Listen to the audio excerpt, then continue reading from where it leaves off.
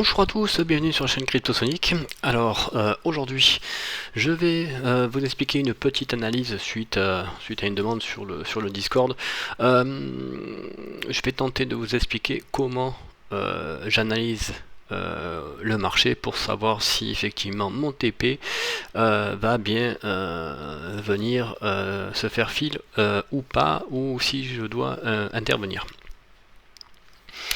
Alors voilà, dans un premier temps, vous savez que j'utilise certains indicateurs, le Fair Value Gap, donc nous allons l'activer,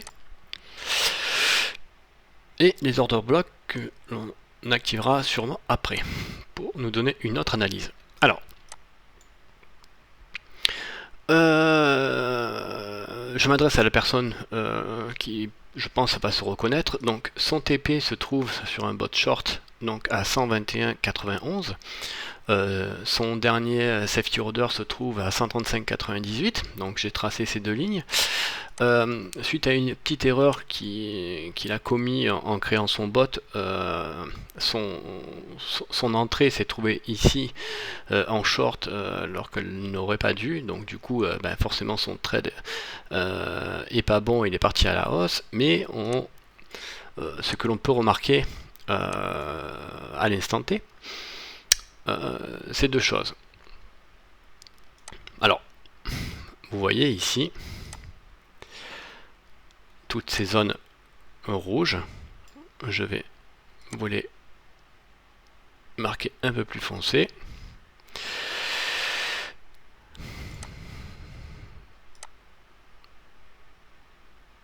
Voilà, comme ça, elles se verront mieux. Alors, donc, c'est cette imbalance qui a été laissée pour que le prix puisse continuer à monter. Il aura besoin de venir en fil au moins une bonne partie pour lui donner un peu d'impulsion, un peu de puissance. Donc, du coup, ce qu'on va regarder, c'est un peu déjà nos supports et nos résistances. Donc, on voit qu'ici, c'en est une. Dernier plus bas, on peut prendre dernier sell avant le buy, il est ici. Je vous avais déjà expliqué le dernier sell, le dernier buy avant le sell, c'est-à-dire on prend le dernier achat, on se trace une petite zone avant cette cassure là, donc c'est le dernier achat avant la vente, et on tire une ligne et vous voyez le prix est revenu pile poil dessus. J'avais déjà expliqué dans une autre vidéo, je ne vais pas y revenir dessus, mais déjà je vous explique ça. Alors ensuite, qu'est-ce que l'on peut voir? On voit une deuxième chose ici. Hop. On voit que le momentum ici commence à montrer des signes de faiblesse. Mince. Voilà. Ici, pareil, vous voyez. Et là, vous voyez sur le MACD, cette divergence potentielle qui vient d'être confirmée. Donc on avait une divergence baissière qui vient de se confirmer ici. Alors, quand on a une divergence et qu'elle se confirme, on a toujours ce qu'on appelle une petite période de transition, de range, d'accumulation, ce que vous pouvez l'interpréter de la façon dont vous voulez. Donc le prix, pour moi, une fois qu'il est monté, donc il va venir ici, il va faire ceci, il va revenir ici, hop, à peu près ici, il va revenir, va remonter ici, pour après entamer sa descente. Donc vous allez avoir le momentum qui va faire ceci, qui va revenir légèrement en vert, pour redescendre après. Et le principe du M, à chaque fois que je vous l'ai toujours expliqué, on peut déjà partir sur la base qu'il y a un M ici, mais pour moi il n'est pas assez prononcé. Mais vous voyez, on est monté, on est redescendu, on est remonté, on est redescendu. On est venu casser notre ligne de coup, et à chaque fois le M. Ici, hop, le M. Donc après, vous voyez ici, pour moi c'est pas très prononcé, même si ça fait déjà un petit M, mais vous voyez que le prix Les préfixe aussi, le momentum ne me dit pas encore que la chute va être significative, hein. Je pense à un léger rebond avant de redescendre. Mais voilà, ceci dans un premier temps. Ensuite, il y a cette petite zone d'imbalance là qui se trouve ici, qui est dans une zone assez importante pour moi aussi. On peut y revenir avant la descente, hein. Je vais vous la mettre un petit peu sur gras.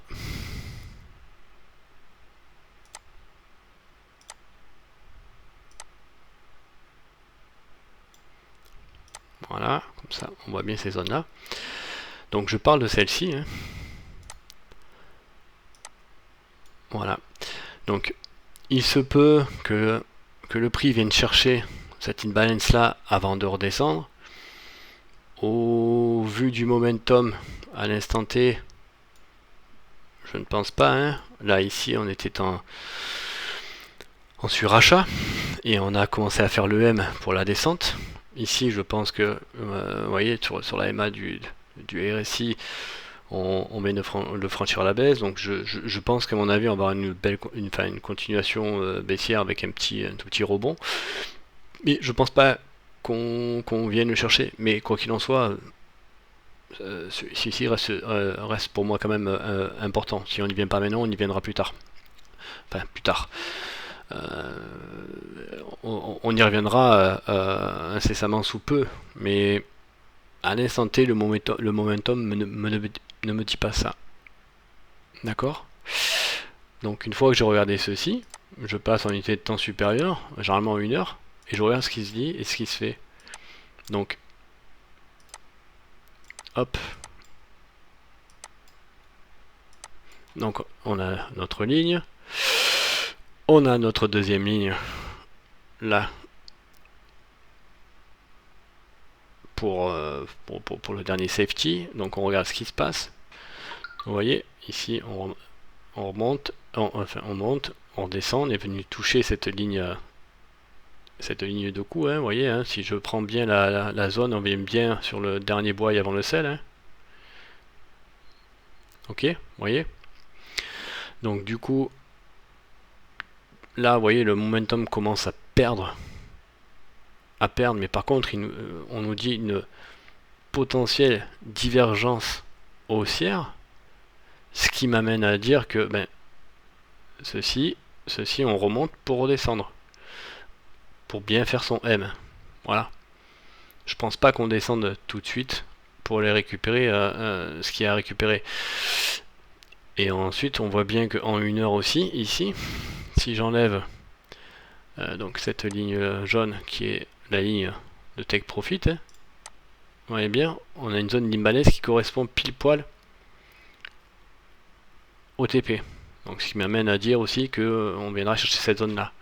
Ensuite ici le momentum en 1 heure, vous voyez, on est sorti une première fois, je m'attends à ce qu'il remonte une deuxième fois pour réellement commencer à entamer sa descente.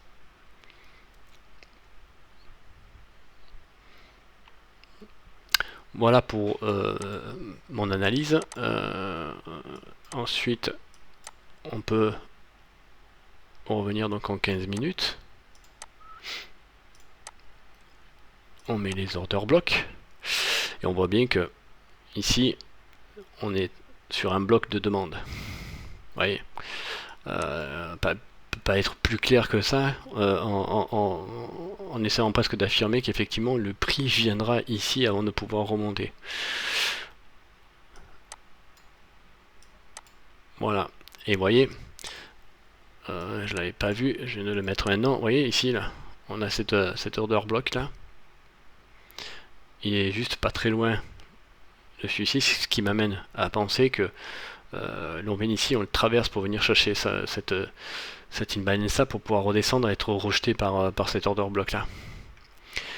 Donc si on n'y va pas juste après, je pense qu'on y viendra, pour supprimer ça avant de refaire à nouveau une baisse. Hop. Voilà, mais on a quand même en 15 minutes, on a quand même de belles zones d'imbalance à laisser, ce qui m'amène à penser effectivement qu'on revienne bien chercher ce prix-là avec tout ce qu'il faut. Ici, on voit bien qu'au niveau du percentile, on a une baisse du volume de volatilité là. Je pense qu'on aura bientôt, vous voyez ceci, hein, parce que, hop. Vous voyez, quand on a ce genre de barres là, pas celle-ci, hein, c'est les barres pleines qui viennent, c'est qu'on n'a plus de volatilité, c'est ce qui nous annonce un gros et un fort mouvement. Vous voyez, ce mouvement là, il nous a été prévenu ici, avec un momentum très faible, et ici on avait une perte de volatilité énorme.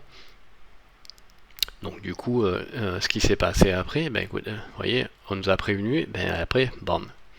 Alors, le percentile ne nous indique pas la direction, il nous indique seulement qui nous prévient qu'il va y avoir un fort mouvement. Voilà. Donc je m'attends à ce que peut-être on en ait ici après ce fameux M là qu'on pourrait venir créer dans les prochaines heures. Voilà pour ma petite analyse. J'espère qu'en fait la personne concernée aura bien compris ce que j'ai tenté de lui expliquer, mais je suis plutôt confiant pour son trade. Voilà, merci.